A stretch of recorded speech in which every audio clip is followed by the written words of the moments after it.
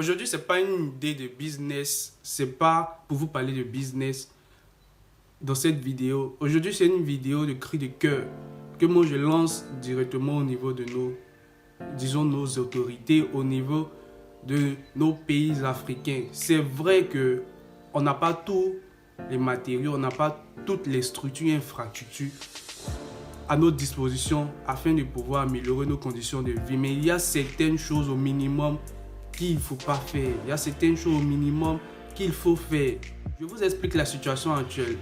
J'ai eu la mauvaise nouvelle de la famille selon laquelle une de mes tantes avait perdu sa fille en question, vous voyez.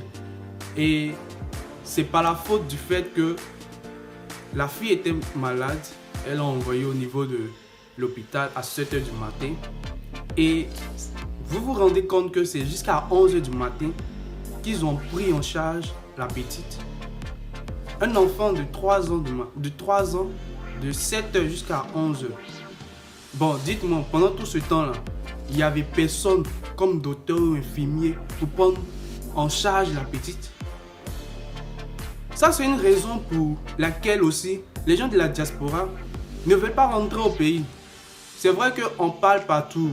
On a des entrepreneurs partout qui parlent du fait qu'il faut rentrer au pays. Moi-même, je suis de cette optique.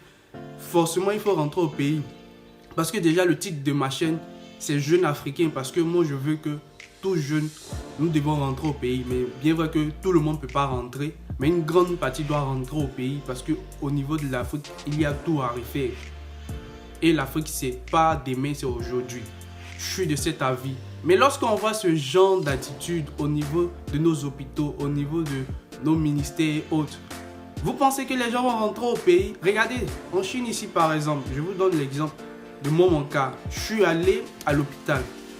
J'avais mal au niveau du poumon là.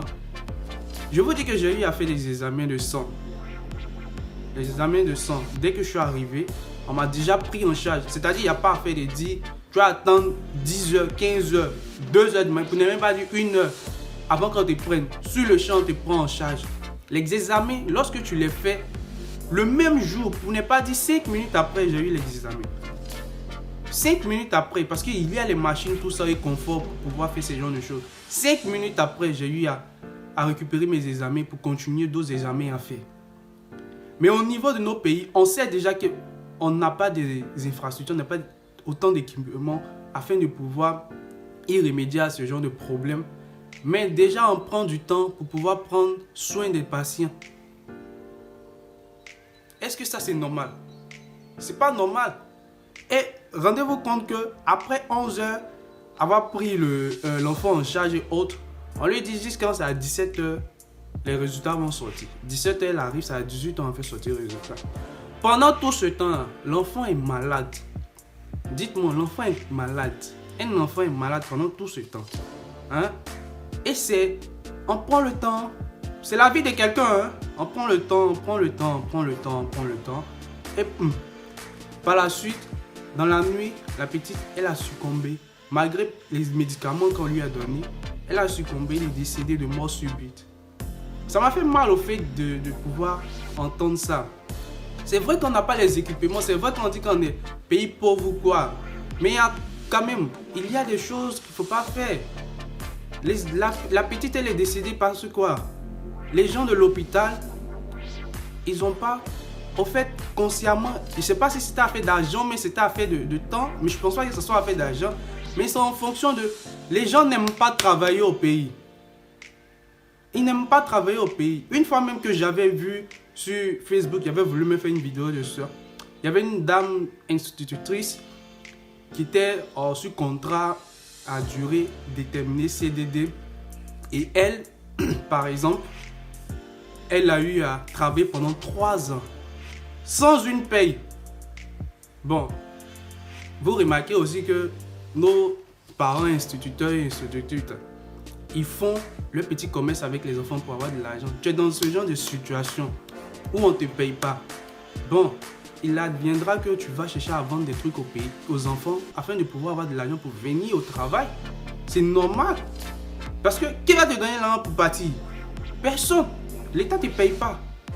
J'ai même une tante qui est dans cette situation. On ne te paye pas. Tu vas trouver l'argent où pour aller. Tu vas trouver l'argent où pour aller. Moi, je trouve que toutes ces genres de responsabilités, ce n'est pas que seulement à l'État qu'il faut verser, mais c'est à nous-mêmes. On nous donne travail à faire au niveau du pays. On vous donne, vous cherchez travail, on vous le donne. Mais vous n'êtes pas foutu de pouvoir prendre les gens en charge.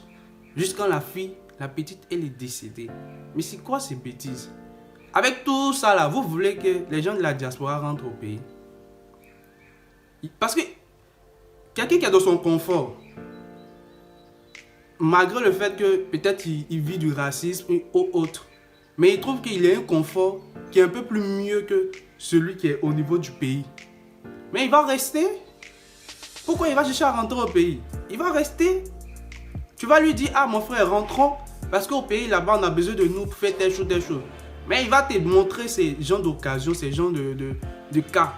Une fois qu'il te donne ce genre de cas, toi-même déjà, tu vas lui donner raison de ne pas partir. Tu vas lui donner cette raison.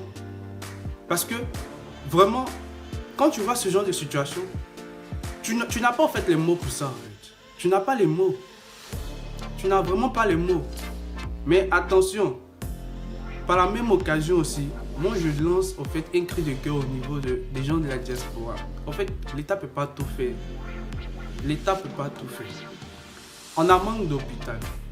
Je n'ai pas dit manque d'hôpitaux. On a manque d'écoles. On a manque de beaucoup d'infrastructures au pays. L'État ne peut pas tout faire. Je ne pense pas que l'État pourrait empêcher les gens qui ont de l'argent, des investisseurs, à pouvoir faire ces genres de construction. Les gens veulent rentrer au pays tout seuls pour faire les trucs tout seuls. L'idée, c'est de se mettre ensemble. Les gens qui ont un grand pouvoir d'achat, des grands investissements, vous mettre ensemble, rentrer au pays, faire des infrastructures de bonne qualité, avec des équipements de bonne qualité que vous-même, vous avez vu au niveau du pays dans lequel vous êtes. Vous allez vous essayez de le construire, vous mettez ça. Ça va aider nos populations au niveau du pays. Et surtout, savoir chercher au fait recruter. Parce que si tu veux mettre des gens qui ne veulent pas travailler, ou bien des gens qui n'ont pas de vision, des gens qui n'ont pas l'amour du prochain. Parce que ça, c'est manque d'amour du prochain, ça. Prendre tout ce temps-là. Tu as peut-être fait tes affaires, on t'appelle peut-être te dire qu'il y a l'urgence, tu prends tout ton temps pour venir, ou bien vous prenez tout votre temps pour pouvoir prendre en charge des enfants. Mais c'est pitoyable, c'est vrai qu'il y a beaucoup de cas, il y a beaucoup de malades, mais il faut aussi faire la part des choses. Il faut aussi faire la part des choses. Je ne vais pas durer dans cette vidéo, mais vraiment ça m'a fait mal d'avoir cette nouvelle. C'est pas intéressant de voir ce genre de trucs. Les gens, c'est-à-dire, ils sont là, ça ne leur dit rien, hein. Ça ne leur dit rien, la vie de quelqu'un, vous prenez tout votre temps, du genre même si c'est pas lui là on ne met pas de ça aussi quoi. Toute maladie au niveau de l'Afrique, quel que soit rhume ou pas, tu peux mourir rapidement, parce que les gens ne prennent pas soin de pouvoir, comment on dit ça, essayer de prendre en charge ces personnes en question, ces malades en question. Ou même, voilà l'État aussi qui ne prend pas en charge ces personnes qui ont besoin de leur argent pour pouvoir survivre et autres. En fait, dans cette vidéo, c'est de lancer ce cri de cœur afin que ces genres de trucs-là s'arrêtent. Tantôt on te dit non, il y a telle personne qui est morte, il y a telle personne, ils n'ont pas pris soin d'elle. Tantôt ils vont te dire non, ils n'ont pas payé telle personne parce que comme on dit ça, elle est morte après.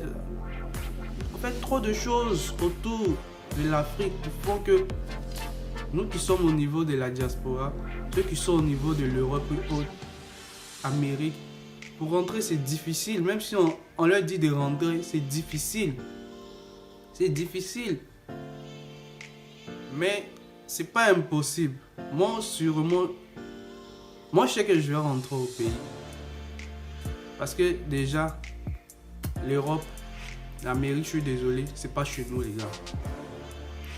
qui va aller faire tout ce qui manque au niveau de notre pays. Parce que ceux qui sont au niveau de nos pays, les étrangers, sont eux qui prennent tout, les parts des marchés. Rien ne nous appartient, presque même en Afrique.